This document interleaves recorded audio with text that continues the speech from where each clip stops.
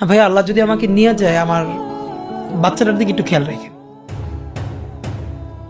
পরিশত্রুর সাথে গলাগলি, দুই মৃত্যুর সাথে পাঞ্জা।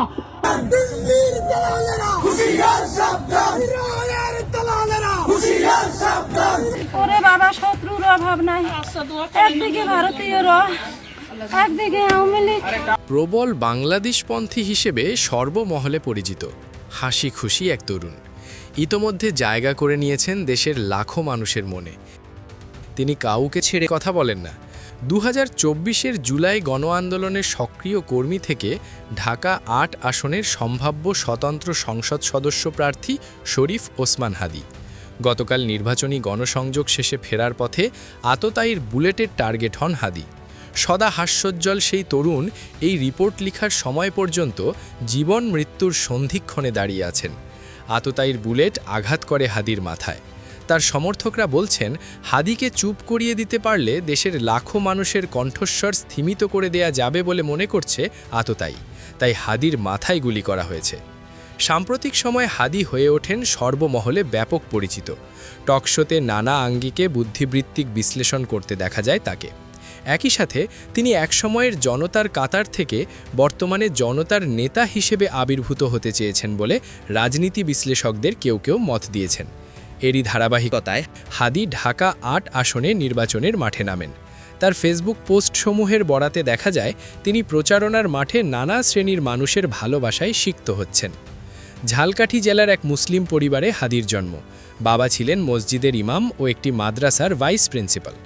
হাদি ছোটবেলায় পড়াশোনা করেছেন দক্ষিণবঙ্গের বিখ্যাত ঝালকাঠি এনএস কামিল মাদ্রাসা। সেখান থেকে ঢাকা বিশ্ববিদ্যালয়ের 2009-10 সেশনে ভর্তি হন রাষ্ট্রবিজ্ঞান বিভাগে। এই তরুণ 2024-এর জুলাই আন্দোলনে পরিচিতি পান বিপ্লবী হিসেবে। আস্তে আস্তে দেশের রাজনৈতিক অঙ্গনে অন্যতম পরিচিত মুখ হয়ে ওঠেন ওসমান হাদি।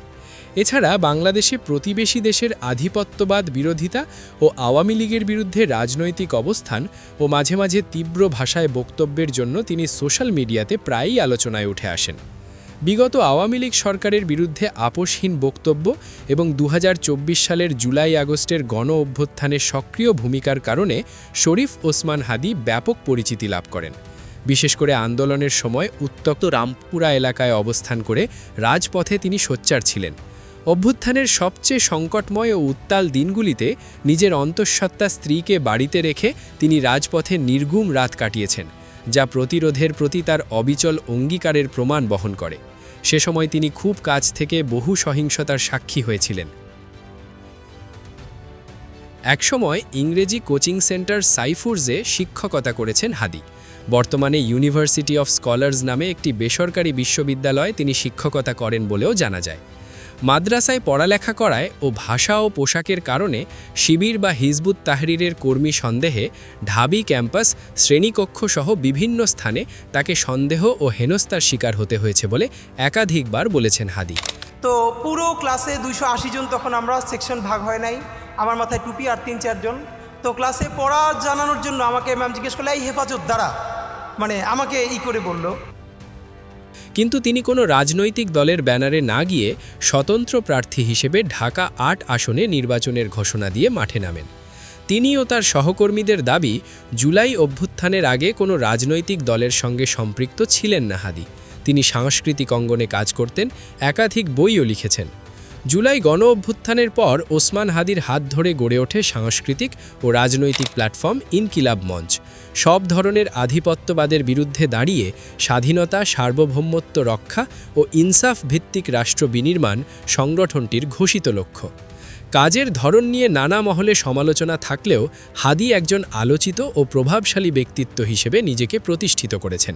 তিনি যেসব কাজকে জাতীয় স্বার্থ প্রতিপন্থী বলে মনে করেন, এমন কর্মকাণ্ড কঠোরভাবে প্রতিহত করার প্রত্যয় তিনি বারবার ব্যক্ত করেছেন।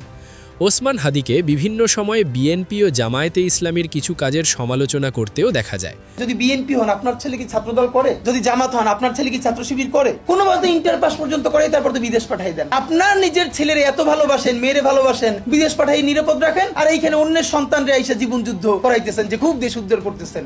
গুলিবিদ্ধ হওয়ার দুদিন আগেও হাদি জানান, শহীদ প্রেসিডেন্ট জিয়াউর রহমান তার অনুপ্রেরণা। তিনি সর্বমহলে জিয়াউর রহমানের মতো জাতীয়তাবাদে উদ্বুদ্ধ বলেও পরিচিতি পান। শহীদ প্রেসিডেন্ট জিয়াউর রহমান কয়টা দিন বেঁচেছেন, কিন্তু ভাবেন আজকে পর্যন্ত উনি আমার অনুপ্রেরণা।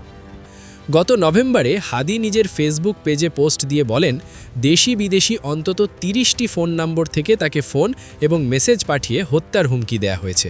তার বাড়িতে আগুন দেওয়া ও তার মা, বোন ও স্ত্রীকে ধর্ষণের হুমকি দেয়া হয়েছে। তবে হাদি সবসময় বলতেন তিনি এসব হুমকিতে ভয় পান না। তবে তাকে দেওয়া হত্যার হুমকি যে অবান্তর ছিল না তা গতকালের ঘটনাই প্রমাণ করেছে।